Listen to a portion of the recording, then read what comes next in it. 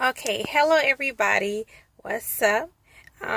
This is coming from Harmonious Magazine. So I wanted to ask a question, but before I get into the question, I just want to talk about the top, where the question came up from.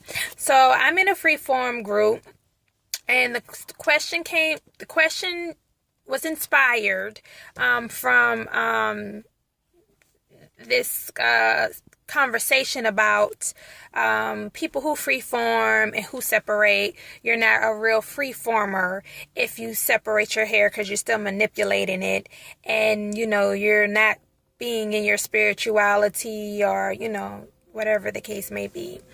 And I guess it got a little heated, but it was just, and I made a comment to say that, and if you don't know what a freeformer is someone who does not manipulate their locks. They just let it grow as is, and however it grows, it grows. So I think I'm gonna make a group though. So anybody out there who does not manicure their hair, meaning twist their hair at the roots, but at the same time you don't just let your hair grow as is, but you don't twist your roots, and you separate your hair. You know what? I'm gonna start a group called Separators. So we'll be separators. So if you're a separator out there and you don't twist your roots, but you separate your hair, we're gonna be out there. We're gonna be out there, okay? So, anyways, but it got intense because some people felt like, you're not really a free former. And I just made the statement like, why, not even for me, because I don't care.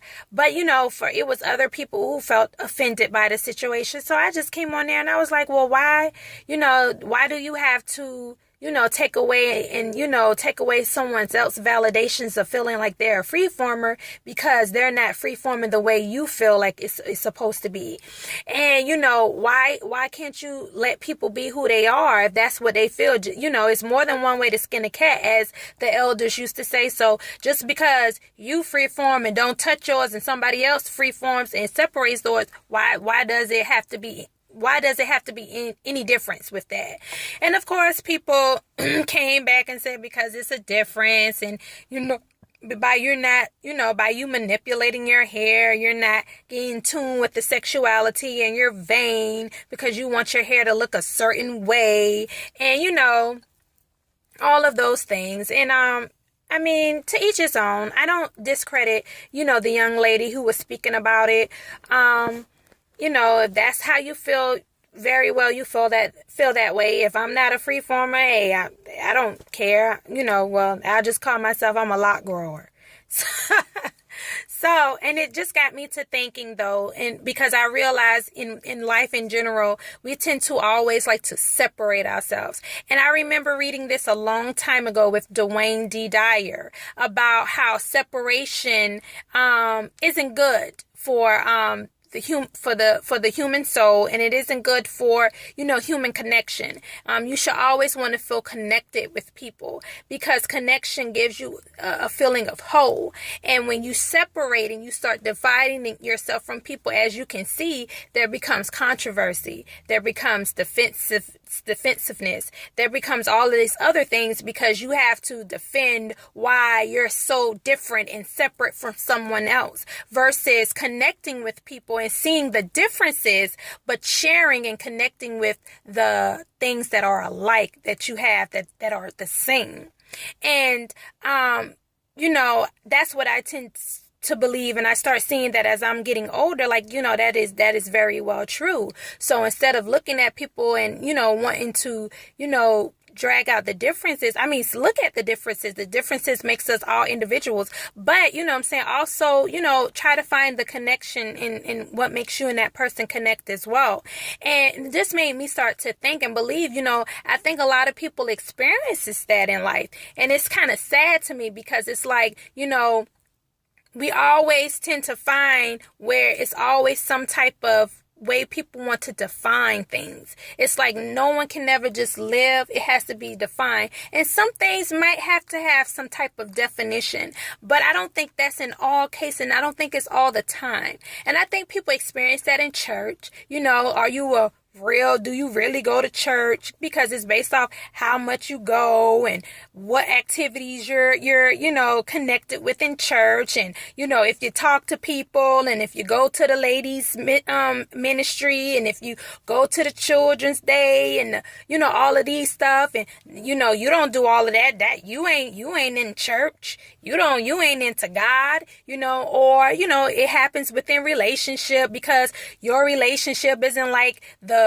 I guess the average relationship out there, because maybe in your relationship, like Monique, for instance, in her relationship, she get a hall pass, her husband get a hall pass, and that's their relationship, and people were speaking on that. And it's all of this stuff just made me think, like, well, why can't she say that that's her relationship? Why can't that be her?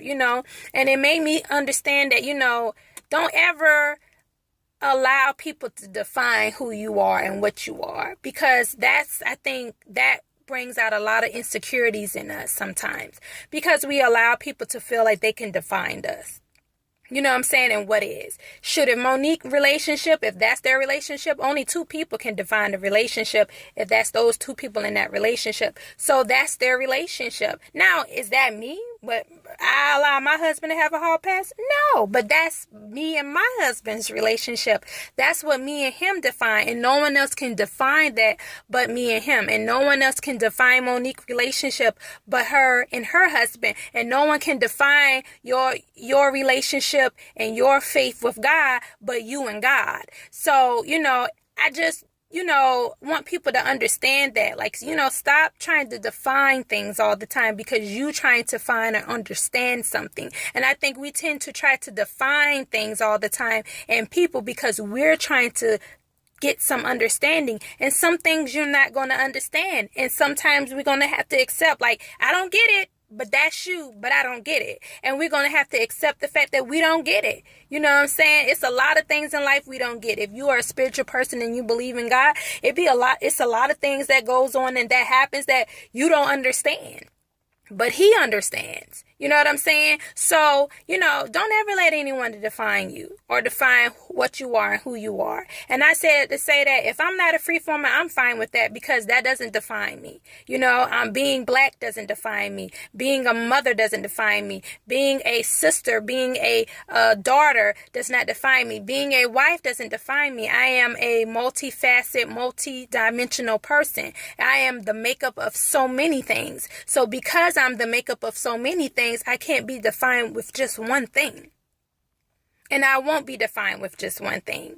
And so it brings up the question for me, like, how many people out there really feel like they can't be the true essence of who they are because they feel like they have to be defined by other people, or you have to be defined by the role or the choices that you make? How many people feel like they live a lie every day because who they are, in the confinements of their four walls is not who they are when they're outside of that? How does that make you feel? Does it stifle you? Does it make you feel like you want to break free? Does it affect things in your life? Does it make you less of a person? Does it make you a better person? I just want to know and want to create dialogue because it's probably a lot of people out there who feel like, they can't do something because someone or something has defined that to do this, you have to be this or you have to be that, So, I think I want to hear what y'all got to say. This is Harmonious Magazine coming to you.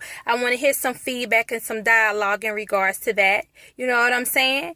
Hit me up or, write in the comments, just talk, I really want to know and really want to hear. You know what I'm saying? So get back to me and remember the network is strong and I'll holla at y'all. Bye.